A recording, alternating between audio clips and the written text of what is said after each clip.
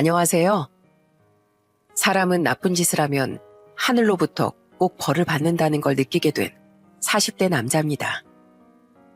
사람들은 실패를 하면 흔히 사람들이 걸러지게 된다고들 하죠. 저는 이번 일로 그 말을 절실히 깨닫게 되었는데요.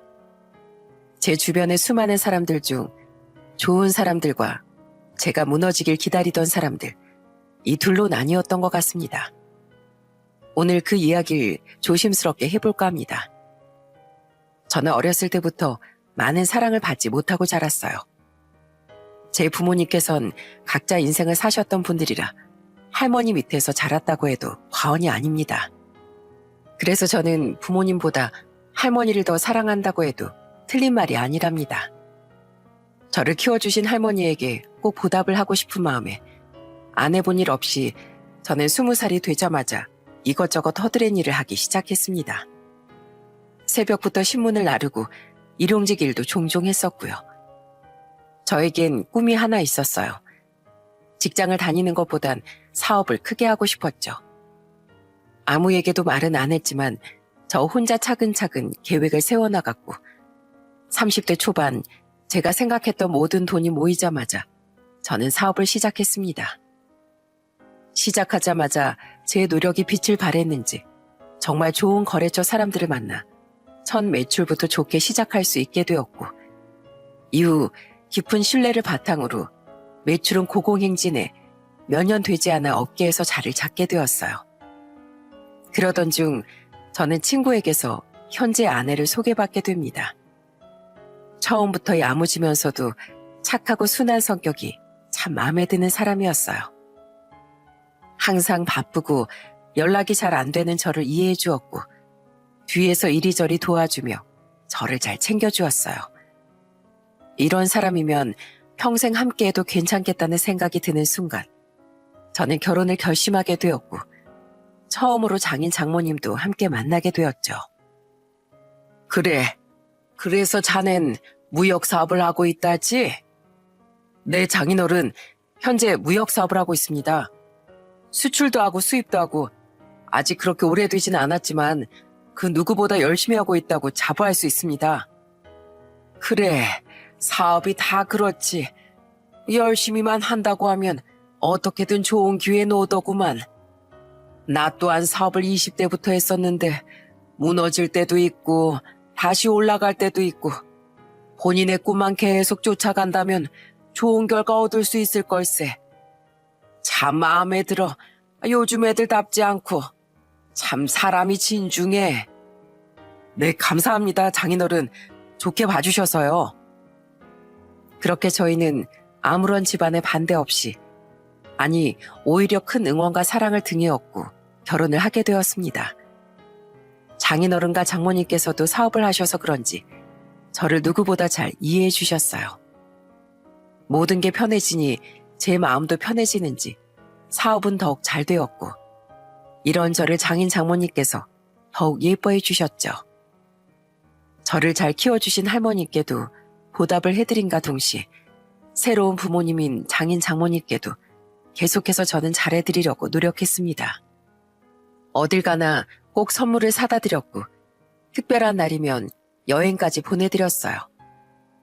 그 사이 저희는 제 인생의 축복, 아이까지 갖게 되었고요. 아내에겐 3살 차이 나는 여동생도 하나 있었는데 나이 차이가 저와 꽤 나서 그런지 항상 막내 여동생 같은 마음이 컸습니다. 제 눈엔 귀엽기만 했던 처제라 언제쯤 결혼할까 싶었는데 곧 꼭 결혼을 하고 싶다는 남자를 데려왔더라고요. 중고차 매장을 운영하고 있다는 사람이었어요.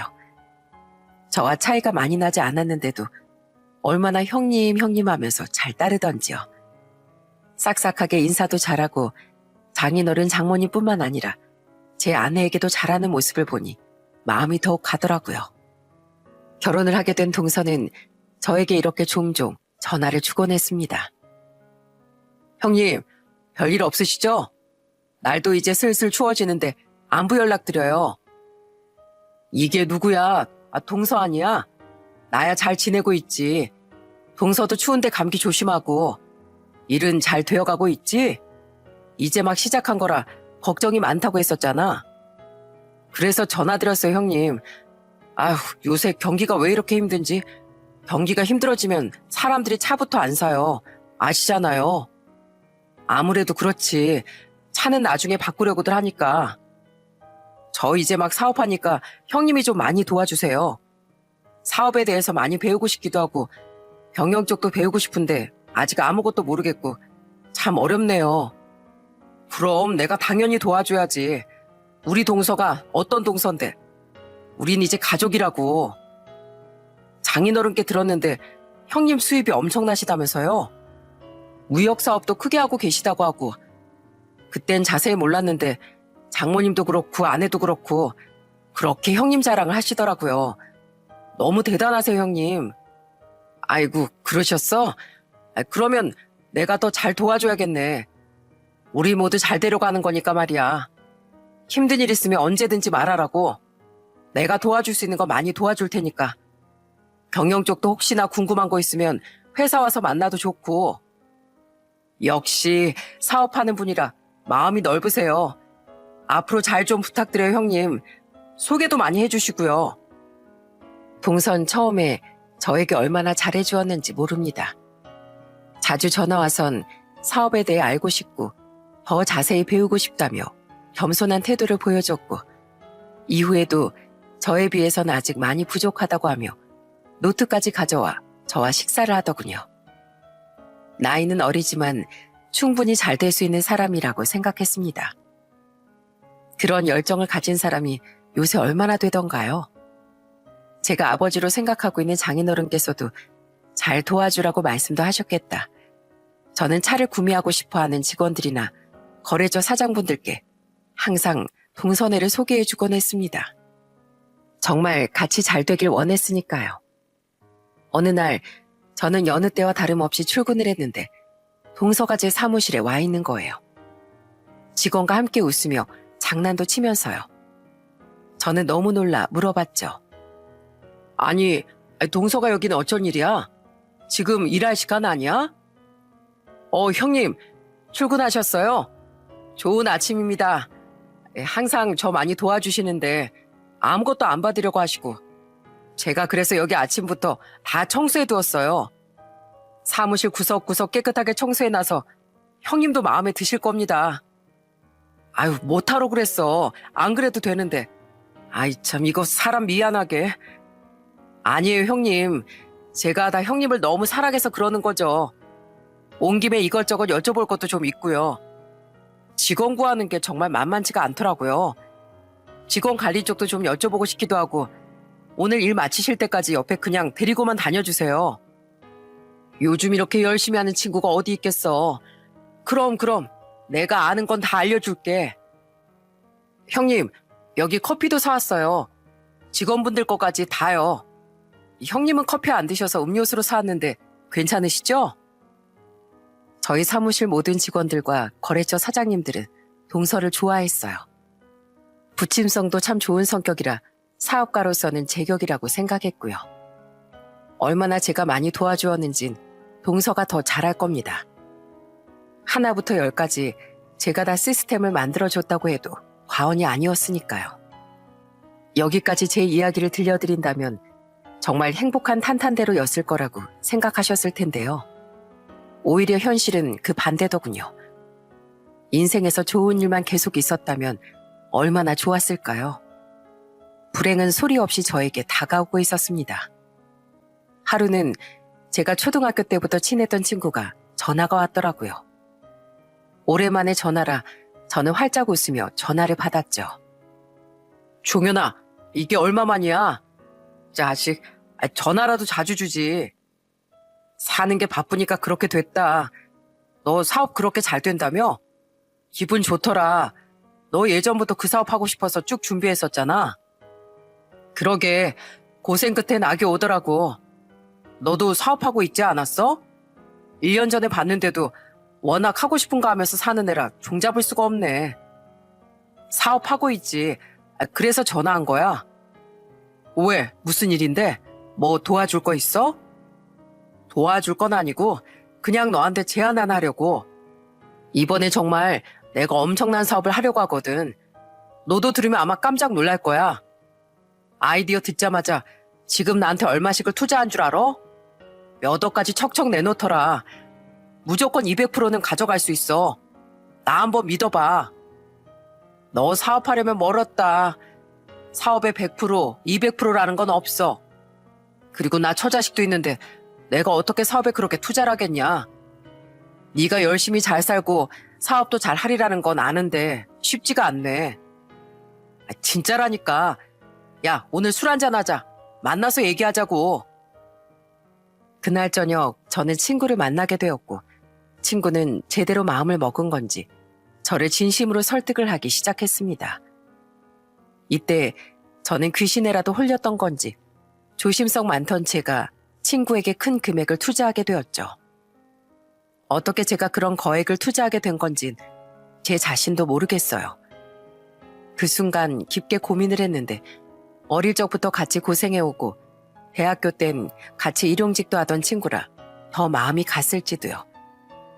사업은 한 달 뒤부터 시작을 한다고 했고 저는 바로 투자를 하게 되었는데 3주 정도 지났을 때부터 친구가 연락이 닿지 않더니 결국 전 청천벽력 같은 소식을 듣게 되었습니다.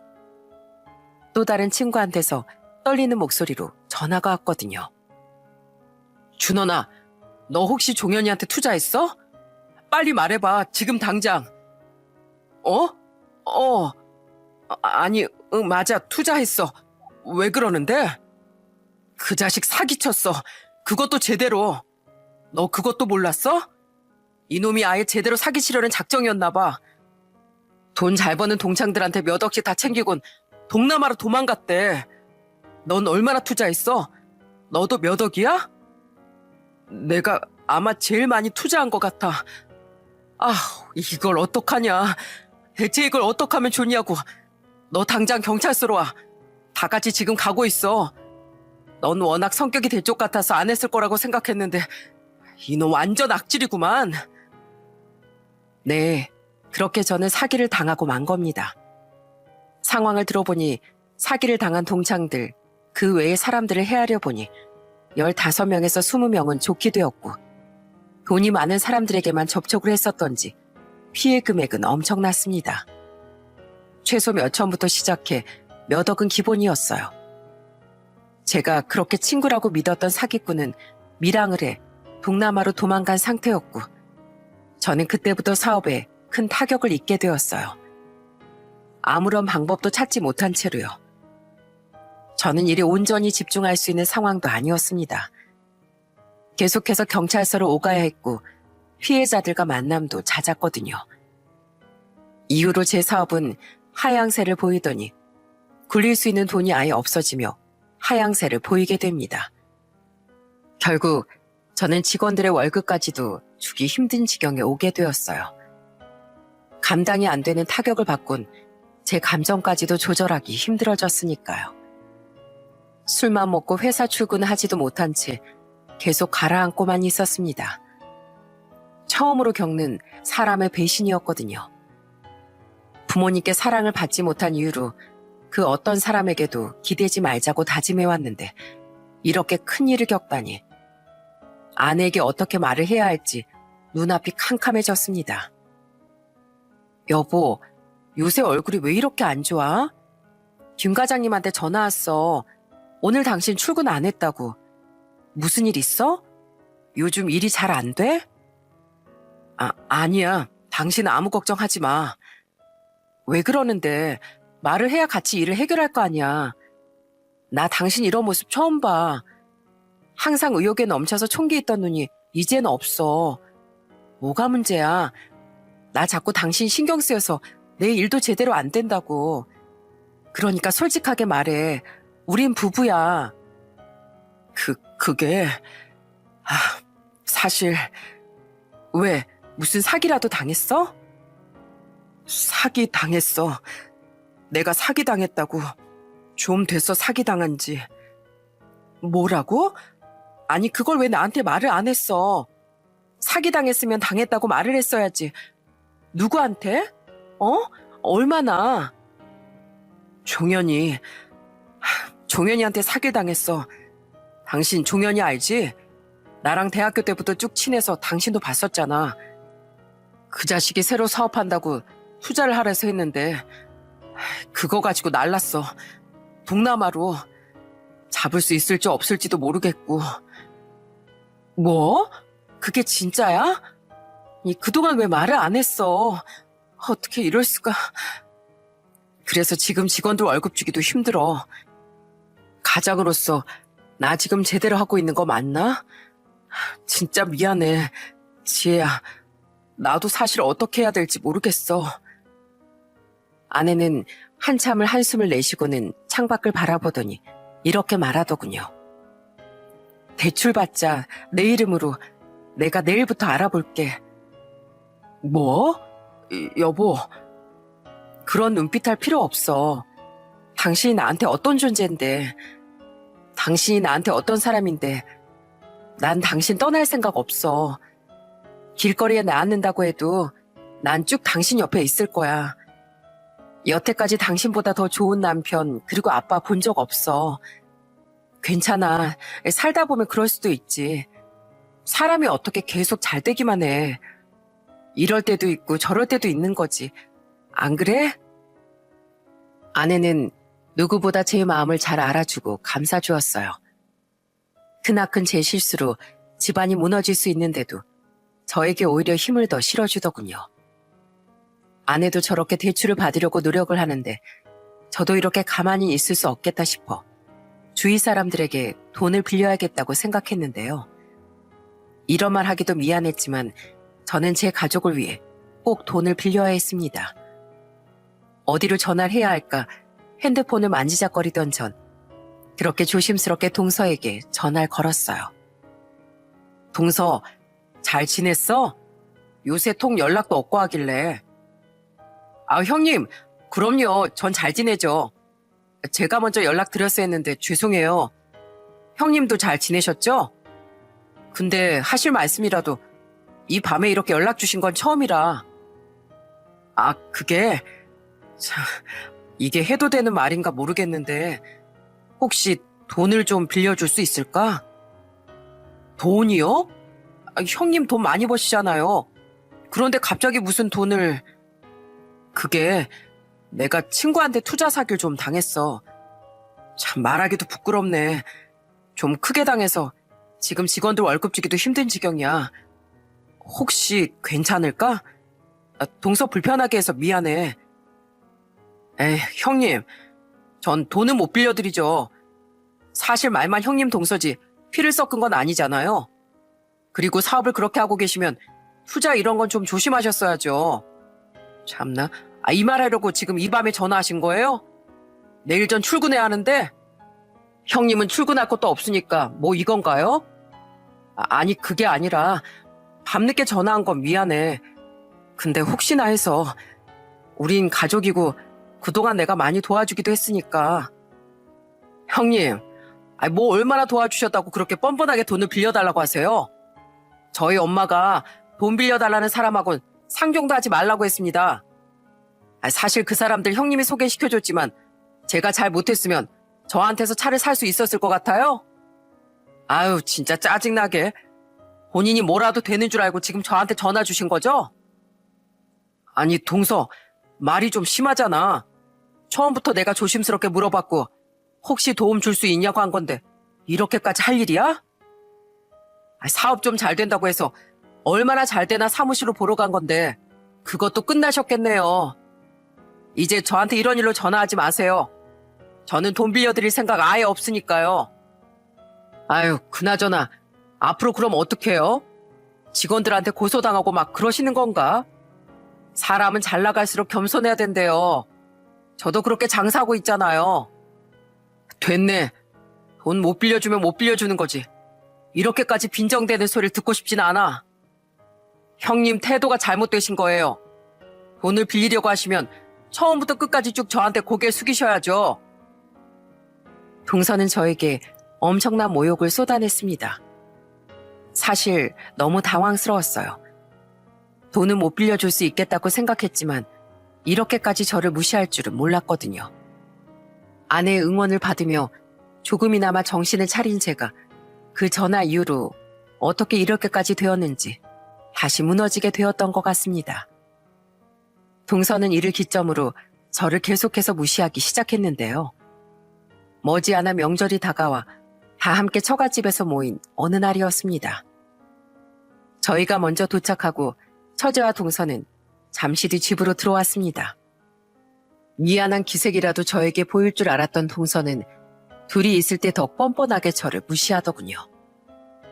아유, 형님이 여기 오셔도 돼요, 지금? 안 될 이유는 뭔데? 지금 명절 챙기실 때가 아니잖아요. 나가서 벽돌이라도 나르셔야 되는 거 아닌가? 그렇게라도 해야지. 왜? 그게 뭐 문제 있나? 그냥 사람 인생 참 모르겠네요. 제가 그렇게 매달려서 뭐라도 알려달라고 할 때가 엊그제 같은데 저는 이렇게 쭉 위로 올라가고 형님은 이제 완전 바닥을 기고 있으니 그러게 잘 좀 하시지 그랬어요. 명절이고 다 같이 모였는데 나 그런 말 듣고 싶진 않네. 그냥 그만하지? 에이, 형님. 이건 사업 잘 되는 사람이 망한 사람한테 하는 조언 같은 거라고요. 이걸 듣기 싫어하시면 안 되죠. 뭐 사업이라도 배우고 싶으시면 오늘 저희 매장에 가서 청소라도 좀 하세요. 제가 일당 5만 원 드릴 테니까요. 동서는 아예 저를 대놓고 무시하기 시작했습니다. 청소를 하고 커피를 사오라는 말까지 하며 제 자존심을 계속해서 짓누르고 있었죠. 저는 듣다 못해 너무 화가 나 몰아붙이려고 하던 그때 뒤에서 갑자기 장모님이 나타나셨습니다. 이서방, 지금 형님한테 그게 무슨 말인가? 아, 그게 아니라 전 형님한테 도와주고 싶은 마음에. 도와주려는 사람이 말을 그렇게 하나?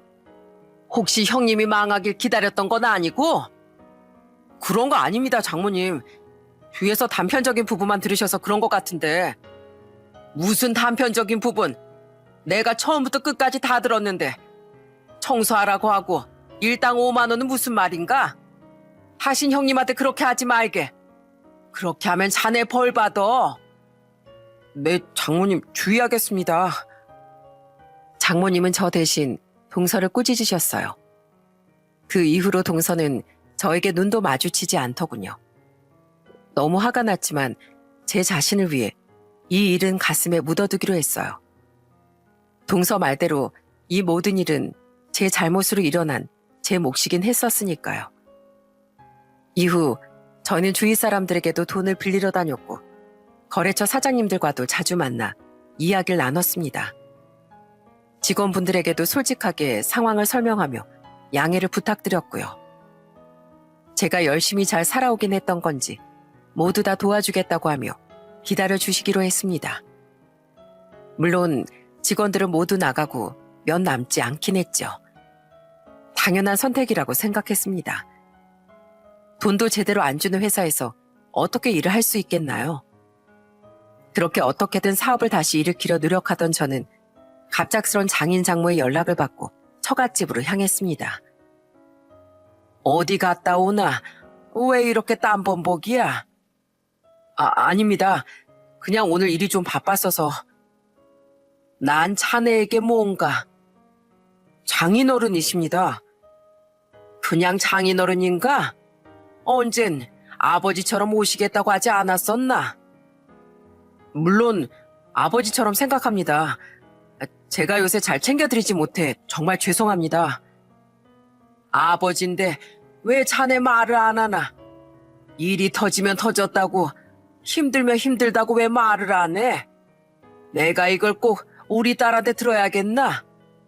아들처럼 생각하는 정서방 자네에게 직접 들어야겠나? 죄송합니다, 장인어른. 그렇게 일이 좀 터졌습니다. 자, 여기 밖에. 아니, 이게 무슨... 자네 돈이네. 여태까지 봐온 자넨 정말 멋진 사람이었어. 이 돈 그냥 빌려주는 거네. 그냥 주는 거 아니야. 다시 아무렇지도 않게 일어날 수 있는 사람이니 꼭 다시 성공해서 갚도록 하게. 내 딸, 그리고 내 손자 잘 챙겨주리라 믿어. 장인어른, 사내는 우는 거 아니야. 얼른 일어서게. 사업하다 보면 그럴 수도 있는 거야. 정말 감사합니다. 감사합니다, 장인어른. 제가 어떻게든 빨리 일어서서 이 돈 배로 갚아드릴게요.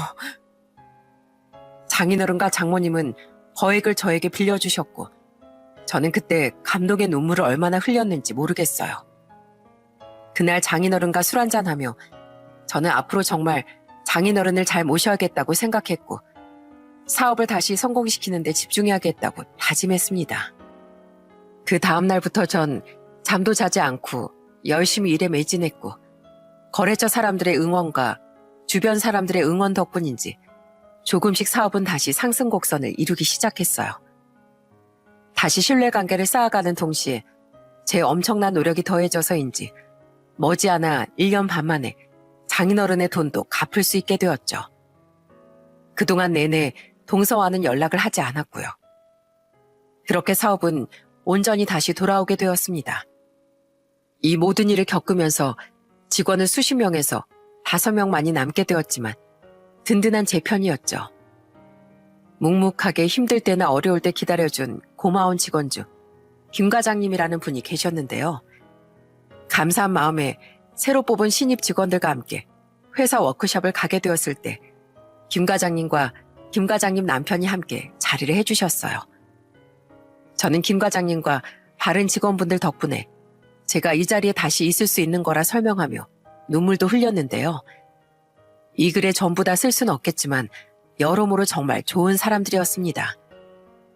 제가 인복은 있는가 보다 생각하게 만든 장본인이었죠.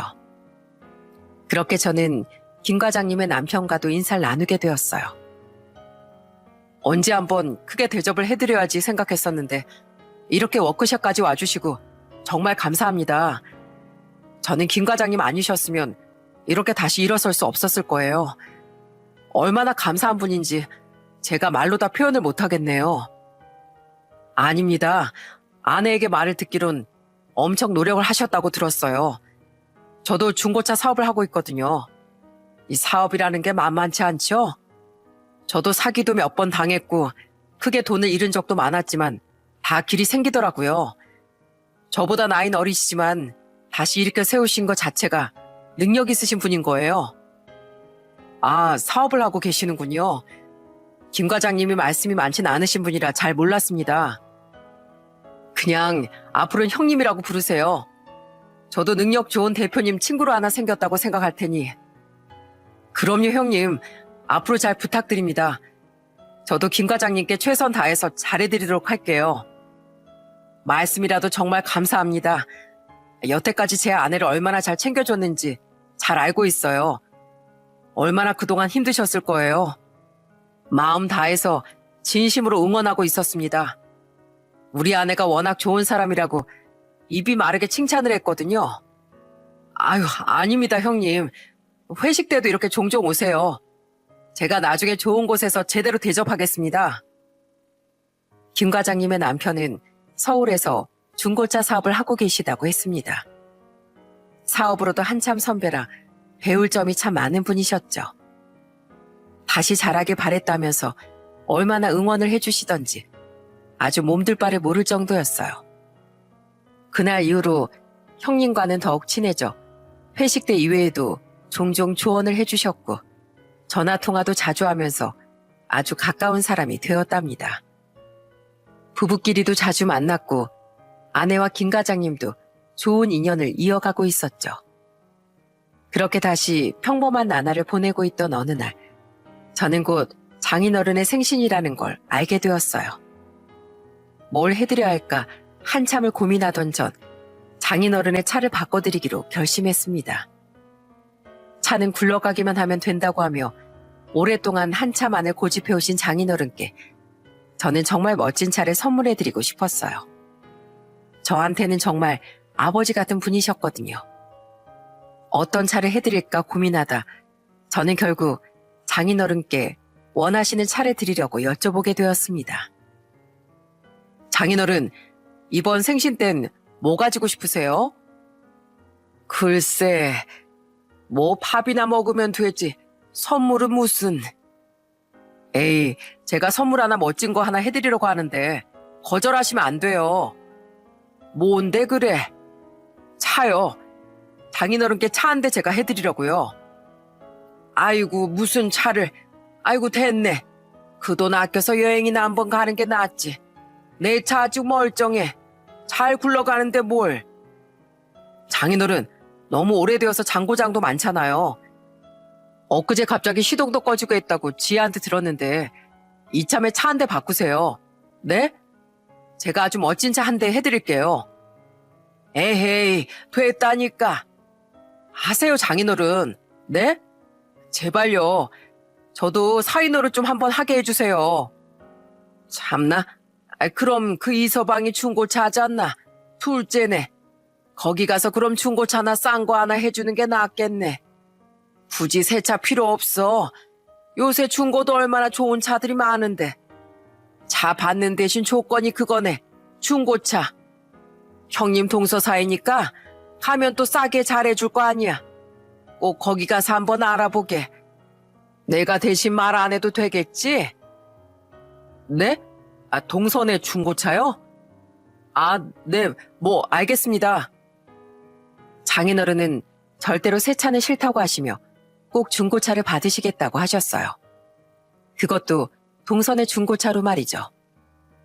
저는 오랜만에 연락하는 것도 불편하고 모욕적인 말도 들었기에 그곳에서 제가 제일 존경하는 장인어른의 중고차를 하고 싶진 않았습니다. 하지만 장인어른이 말씀하신 것도 있고 또 제가 사업이 다시 일어나게 된 걸 모르는 상태였기에 어떻게 동서가 반응할지 궁금했던 것도 사실이었기에 저는 동서에게 전화를 걸었습니다. 일부러 전화를 받지 않는 건지 5통을 걸어도 전화를 받지 않았고 저는 그렇게 동서를 직접 보러 가기로 결심했어요.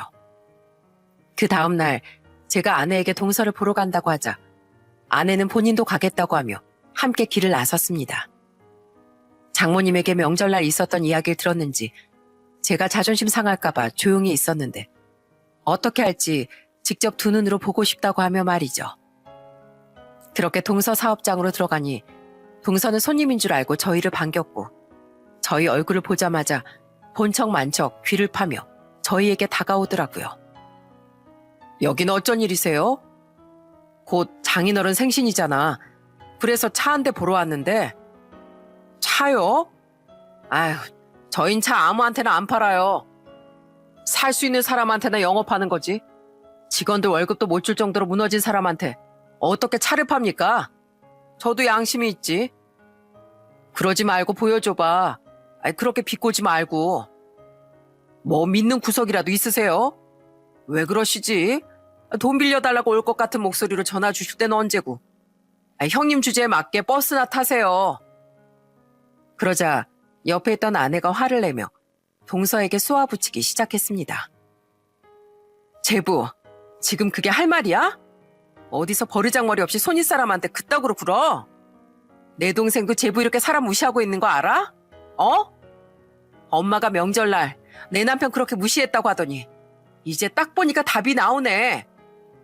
아유 진짜 오늘 운수가 안 좋으려나. 왜 이렇게 진상이 많아? 그런 말하려고 하는 거면 가세요 그냥. 와서 이렇게 행패 부리지 마시고. 행패? 무슨 행패? 중고차 보러 와서 차 보여달라고 하는 게 행패야? 이런 법이 어딨어? 저기 경차 하나 새로 들어온 거 있어요. 그거나 보시고 가시던죠. 형님 전 재산하고 거의 비슷할 겁니다. 근데 너무 작아서 살은 좀 빼셔야 할 것 같네요. 동서, 지금 말이 너무 심하잖아. 지금 그게 무슨... 제 말은 동서와 동서 직원들의 웃음소리에 묻혀졌습니다. 얼마나 크게 사람 연잔에 대고 비웃던지. 조금 서 있으니 한 직원이 누가 봐도 폐차 직전인 중고차를 하나 몰고 오더군요. 이거요 형님. 딱 좋죠? 잘만 하면 잘 굴러가요. 진짜 자네는 안 되겠구만. 딱 보니 도움을 줄 필요가 없겠어. 그래도 장인어른 생각해서 차 한 대 팔아주려고 했더니만 이렇게 손님도 가려서 받는다 이거지? 아주 못돼 처먹었어. 바로 그 순간이었어요. 제가 집으로 돌아가려는 찰나에 갑자기 누군가가 제게 90도로 인사를 하는 게 아니겠어요? 저와 아내는 뻥찐 상황에 누구지 하고 봤더니 그 정체를 알고 너무나 반가워서 어쩔 수가 없었습니다. 그 사람은 바로 제 회사에서 일하는 김 과장님의 남편분이었어요. 회사가 힘들고 어려울 때도 항상 묵묵히 지켜주던 김 과장님의 남편이었죠. 회사 차원에서 부부 동반으로 워크숍을 갈 때도 몇 번 오셨기 때문에 얼굴을 익히 알았습니다. 아니, 대표님이 여기는 어쩐 일이세요? 요즘 한창 바쁠 시기라고 하던데요. 이런 데서 만나니 너무 반갑네요. 여기가 제 아는 사람이 근무하는 곳이라고 해서 차 한 대 팔아줄까 했더니 영 시원치가 않고 개념이 없네요. 그래서 아예 집에 가려던 참이었어요. 네? 대표님 아는 사람이요? 혹시 이 사람이 그 아는 사람이세요? 그러자 동서는 저와 김 과장님 남편을 번갈아 보며 입을 벌리고는 다들 생각을 못하더군요. 한참을 머리를 굴려 생각하고 있는 것 같았어요. 형님, 혹시 저희 형님하고 어떻게 아는 사이신지 여쭤봐도 될까요? 아주 친한 사이인데 왜? 내 아내가 가장 존경하는 분이기도 하고. 근데 그걸 자네가 왜 묻나? 사실은 이분이 제 가족이거든요. 여기 처형의 남편인 형님이시거든요. 뭐라고? 그럼 가족분한테 그렇게 무리하게 대했다는 건가? 뒤에서 들어보니 대표님께서 차를 사고 싶어 하는 것 같은데 지금 저 차가 말이나 된다고 생각하나? 지금 다시 재기해서 얼마나 사업이 잘 되고 있는지 아예 자네 모르는구만. 알고 보니 누구보다 친하게 지내고 있었던 김 과장님의 남편은 동서가 운영하고 있는 중고차 사업장의 바로 옆에서 상사를 운영하고 계셨던 거였어요. 대표님, 차를 보러 오셨어요? 그럼 저한테 먼저 말을 하시지. 아주 좋은 조건에 해드릴 수 있는데 말이에요. 그러게요. 그럴 걸 그랬네요. 아무것도 모르는 동서에게 인간적으로 한 번 더 기회를 주려고 했던 건데 자기 복을 자기 발로 찼네요.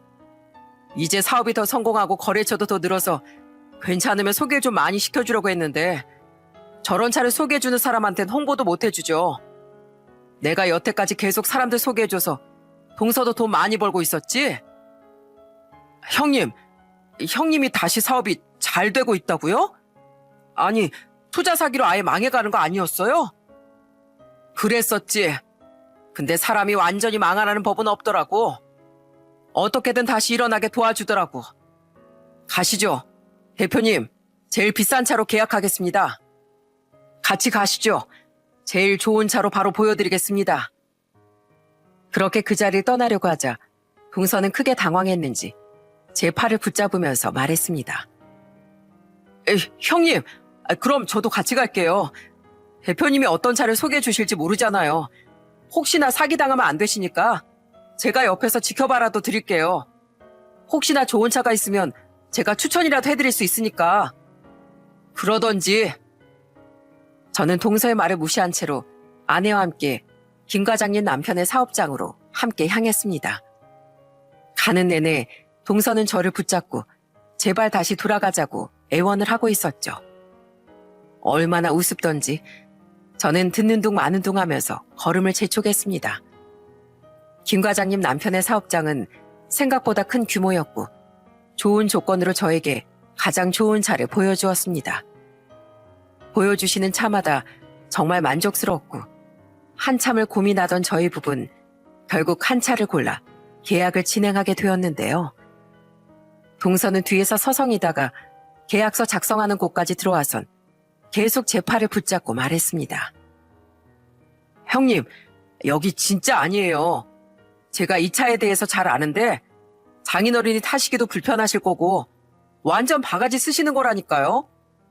가족 좋다는 게 뭐예요. 동서가 중고차 하는데 딴 데서 하시는 것도 말이 안 되잖아요. 제가 정말 할인 많이 넣어서 제가 손을 봐서라도 좋은 차 해드릴게요. 제발 다시 저희 가게로 넘어가세요. 네? 앞으로 다시 소개도 많이 해주시고요. 동서, 아까 먼저 내가 동선의 사업장으로 가지 않았나? 근데 어떤 차를 보여줬나? 거의 폐차 직전인 차는 뭐야? 돈 빌려달라고 할 때 비웃는 것도 모자라. 명절 때 만났더니 뭐? 청소를 하고 커피를 타오라는 모욕적인 말을 아무렇지 않게 내뱉더니 결론은 이렇게 되네. 그러게 다 쓰러져가는 차 가지고 와선 우리 보고 타라더니 우리 엄마가 그렇게 살면 벌 받는다고 했다며. 화가 나는데도 꾹꾹 참고 언제쯤 복수할까 했었는데 이제야 벌을 받게 되겠어? 그게 아니라 저는 형님 정말 존경하는 거 맞고 사업을 이렇게까지 또 일으키셨을 줄은 생각도 못하고 있었어요.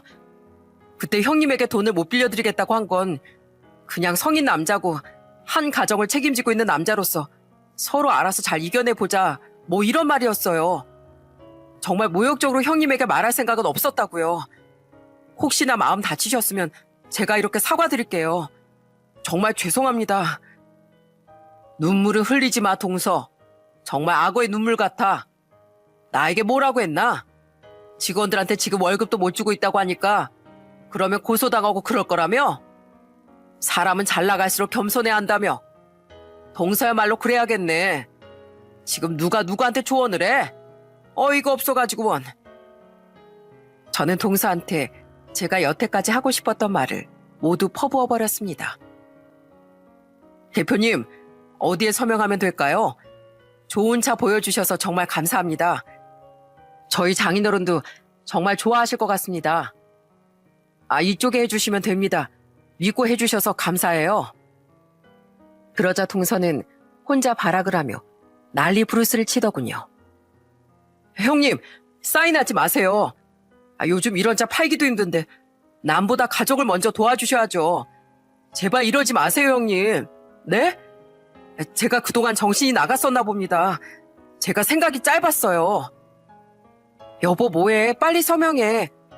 들을 가치도 없어. 빨리 서명하고 김 과장님 남편분이랑 맛있는 밥 먹으러 가자. 어서. 그래요, 대표님. 오늘은 제가 저녁 대접해드릴게요. 가시죠. 그렇게 저는 애원하는 동서의 손을 뿌리친 채로 서명을 하고서는 몸을 일으켰습니다. 동서의 똥 씹은 표정을 보니 이제야 속이 뻥 뚫린 것 같이 시원하더군요. 저는 문 밖으로 나가며 동서에게 마지막으로 한마디 해줬어요. 이제 우린 형님 동서 사이도 아니야. 그냥 남남인 거지. 어디서 만나든 간에 아는 체 하지 말게. 자네가 사업이 힘들어져도 무슨 일이 있어도 나 더 이상 신경 쓰지 않을 거야. 진정으로 자신을 믿어주고 응원해줬던 사람을 배신하면 어떻게 되는지 똑똑히 봤을 거야. 자넨 이제 그 이상도 그 이하도 아니야. 알았나? 평생 그렇게 거렁뱅이처럼 살도록 해. 지켜보겠네. 이 말을 끝으로 김 과장님의 남편과 저 그리고 아내는 뒤를 돌아서 나와버렸습니다.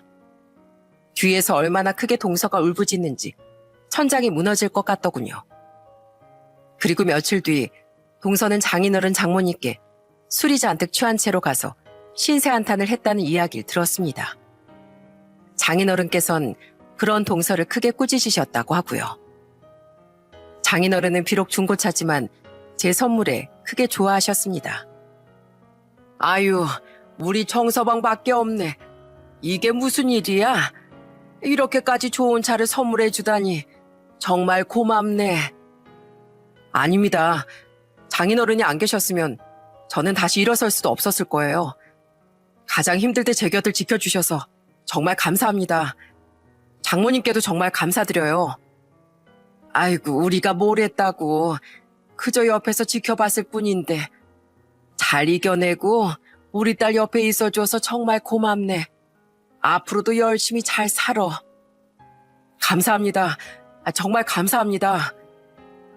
그때 옆에 있던 처제가 저에게 말했습니다. 형부, 그동안 고생 많으셨어요. 그리고 대신 다시 한 번 더 사과드릴게요. 죄송해요. 마음 푸시고 이제 쭉 좋은 일만 있으셨으면 해요. 괜찮아, 처제. 처제한테 무슨 잘못이 있다고. 그렇게 저는 처제를 격려하며 서로 웃으며 이야기를 나눴습니다. 그날 이후로 정말 놀랄 일이 두 가지가 있었는데요. 몇 년이 지난 지금 바로 동서가 고소를 당해 깜빵에서 복역을 하고 있다는 소식이었어요. 한 번쯤 여러분들도 중고차 사기 수법을 들어보셨을 텐데요. 바로 판매자와 구매자 사이에서 사업이 힘들어지자 차량 대금만 가로채는 사기를 쳤다고 하더라고요. 그리고 1,000만 원짜리 차를 2천만 원에 팔다가 적발돼 조사도 받았다고 했고 침수차를 팔아서 고소까지 당했나 보더라고요. 결과적으로 동서는 사기범으로 구속되고 말았습니다. 저는 사기라는 범죄 자체가 사람 마음을 속이는 질 나쁜 죄라고 생각하고 있었는데 가까운 사람이 범인이었다니 동서가 이 정도로 막장이었다는 생각에 경악을 금치 못했습니다. 그리고 저만 놀랐던 게 아니겠죠. 이 소식을 들은 처제는 소스라치게 놀라며 동서와 이혼을 하게 됐습니다. 귀책 사유는 명확히 동서로 인정이 되어 집에서도 맨몸으로 쫓겨났다고 하더군요. 처제는 오히려 속이 후련하다는 말까지 했습니다. 그만큼 그동안 결혼 생활이 힘들었다는 이유이기도 하겠죠. 저는 이 일을 계기로 죄를 짓는 사람들은 언젠가는 나락으로 간다는 걸 다시 한번 느낄 수 있었어요. 욕심이 화를 부르고 자신을 진정으로 위해주고 생각해주는 사람에게 등을 돌린 대가는 처참한 결과만 치를 뿐이었죠. 지금 저는 누구보다 행복하게 가장으로서 그리고 사위로서 잘 살고 있습니다. 처제도 인생 경험했다고 생각하면서 밝은 모습으로 돌아왔고요. 제 사업은 예전보다 더 잘 되어가고 있습니다. 정말 다행이죠. 동서라는 가족이 하나 없어졌지만 오히려 전보다 더 화기애애하고 행복한 가족으로 여행도 자주 다니고 자주 모여서 소박하게 일상을 나누고 있어요. 이번 주에도 모든 가족이 함께 강원도로 여행을 갈 예정입니다. 그리고 저를 키워준 할머니에게 살아계실 동안 최선을 다해 보살펴 드릴 거고요. 사실 제가 이 사연을 쓴 이유는 이렇습니다. 모든 일이 잘 되어가고 하늘이 내 편 같을 때 저는 정말 남부러울 것이 없었습니다. 모두가 저에게 잘해주었고 걸림돌이 하나도 없었거든요. 하지만 안 좋은 일을 크게 겪고 나니 주변 사람들이 하나 둘씩 걸러지더군요. 저를 응원해주는 사람들, 제가 무너지길 바랬던 사람들로 말입니다. 피눈물 날 만큼 힘들었고 버거웠지만 잘 이겨내고 나니 오히려 그게 저에게 좋은 기회가 되었던 것 같아 값진 인생 경험을 했다라고 생각하고 있습니다. 앞으로는 저를 응원해주는 사람들과 함께 한 발짝 한 발짝 열심히 나아가 보려고 합니다. 지금까지 제 사연을 들어주셔서 감사합니다. 항상 행복하시길 바라겠습니다.